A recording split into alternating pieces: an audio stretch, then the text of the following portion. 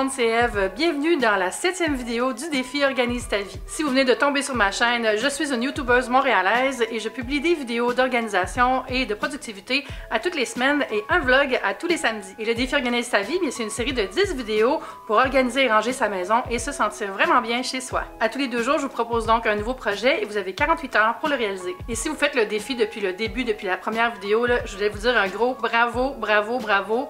Vous êtes des championnes et des champions, je vous admire, vous êtes imbattables, bravo! Puis en passant, si vous voulez commencer du début, j'ai mis toutes les vidéos dans une playlist qui est juste en haut et sous la vidéo et aussi dans la notation à la fin de la vidéo. Comme d'habitude, vous pouvez partager votre défi sur Instagram en me taguant avec mon compte Instagram Telmensuel ou encore en publiant une photo sur Instagram en utilisant le mot-clic défi Organise ta vie. Aujourd'hui, dans ce jour de grisaille, mon cœur se remplit de soleil parce qu'on fait enfin un projet que je voulais faire depuis très longtemps et c'est celui d'organiser tous les contenants à nourriture. Les bons vieux Tupperware, comme on dit au Québec. Les pots maçons, les pots de plastique, les bouteilles, les contenants, tout ce qui sert à ranger de la nourriture, qu'elle soit fraîche, qu'elle soit sèche, qu'elle soit surgelée, qu'elle soit en train d'être oubliée dans le fond du frigo, puis qu'on sait plus trop ce qui se passe là-dedans, la génération spontanée. Bref, on fait le ménage de tout ça. Puis, sais-tu moi, mais on dirait que les contenants se reproduisent entre eux, mais que leur bébé, c'est des couvercles. J'ai toujours plus de couvercles que de contenants. En tout cas, l'objectif, ce sera de mettre de l'ordre dans tous ces contenants-là, d'en réduire la quantité, d'éliminer ce qui sert à rien et de recycler ce qui peut être encore utilisé, mais dont on n'a pas vraiment besoin. La méthode sera celle du tri avec des post-it. Le résultat, ce sera d'avoir un lot de contenants facile à gérer, pratique et qui ne déborde pas partout dans tous les coins de la maison. Et comme dans plusieurs autres des projets, on veut aussi réduire l'angoisse et le stress causés par tous ces plats qui s'empilent partout, qui déboulent dès qu'on ouvre une armoire, qu'on ne trouve pas quand on en a besoin. On veut vraiment régler ça une fois pour toutes. Pour réaliser ce projet, vous avez simplement besoin de post-it et d'un crayon. Mais avant de commencer, comme d'habitude, je vous invite à vous abonner à ma chaîne et à activer les notifications. Comme ça, vous ne manquerez jamais aucun des projets du défi, puis aussi mes autres vidéos d'organisation.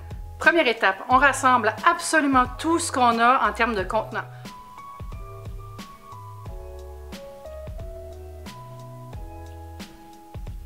On va regarder dans les tiroirs, on va regarder dans les armoires, mais on va aussi regarder dans les endroits où on n'en aurait pas mis d'habitude parce que souvent on va en cacher partout parce qu'on ne sait plus où les ranger, parce qu'on en a beaucoup trop. Demandez aussi aux enfants de ramener ce qui traîne à l'école ou demandez à vos conjoints de ramener ce qui traîne au bureau, ça arrive aussi. Récupérer ce qui traîne dans les chambres, des fois on en a aussi dans la salle de jeu pour ranger des crayons, des choses comme ça. Donc faites la grande tournée, rapportez tous les contenants à un seul endroit. Nettoyez ce qui était sale et allez aussi mettre ça avec le reste des contenants.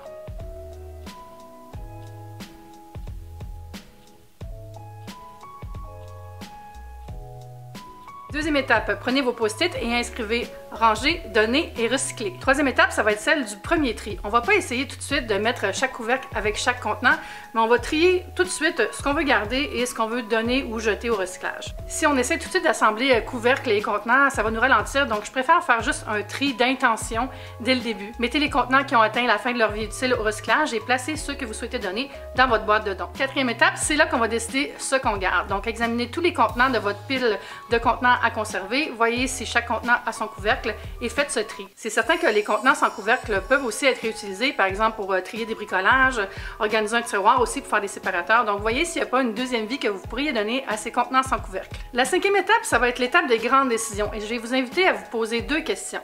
La première, est-ce que vous avez vraiment besoin d'autant de contenants? À moins de faire beaucoup de plats préparés à l'avance, la congélation, du meal prep, on n'a pas besoin de tant de contenants que ça. Et souvent, on en achète, on en rachète parce qu'on n'a tellement pas trié qu'au lieu de faire le tri, on en rachète des neufs. Donc, je vous invite à évaluer vos besoins pour garder seulement ce dont vous avez besoin pour faire les lunchs, garder les restes de table et les trucs occasionnels que vous mettez au congélateur. La deuxième question, ça va être de vous demander, est-ce que ces contenants-là correspondent à votre vraie vie ou à une vie imaginaire? Par exemple, si vous achetez tout le temps des petites boîtes bento japonaises très cute pour préparer des lunchs, mais que vous vous en servez jamais, mais peut-être que la réalité, c'est que dans votre vie, vous n'avez pas le temps de faire des petits lunchs avec des petits fruits coupés en forme de panda et de Totoro, là.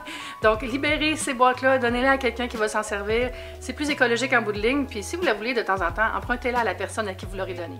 Donc après avoir répondu à ces questions-là, je vous encourage à faire le grand dernier tri. L'étape suivante, on va déterminer ça va être quoi notre système de rangement. Moi, je vous encourage à garder les contenants dans une zone unique, juste un endroit, et pas vous éparpiller partout dans la maison. Sinon, on va vite revenir à la situation qu'on avait auparavant, puis ça, on veut pas ça. Vous pouvez garder les contenants séparés, donc contenant et couvercle, ou encore les empiler avec le couvercle installé sur chaque contenant. Si vous avez des contenus empilables, c'est certain que ça économise beaucoup d'espace si vous les entrez un dans l'autre avec les couvercles à côté, mais c'est pas toujours le cas. Des fois, on a vraiment une grosse variété. Et dans le cas de l'autre méthode, l'avantage, c'est que si on met les couvercles sur les contenants, bien, on perd moins de temps à les chercher. Moi, c'est la méthode que je fais pour mes contenants, à part mes contenants de meal prep qui, eux, s'empilent très bien, donc je les mets contenants et couvercles séparés. La sixième étape, ranger, ranger et ranger. Et surtout, essayez de garder votre nouvelle bonne discipline de toujours remettre les couvercles et le contenant au bon endroit selon la méthode que vous aurez choisie. Je le sais, c'est pas facile, mais ça fait toute la différence au jour le jour.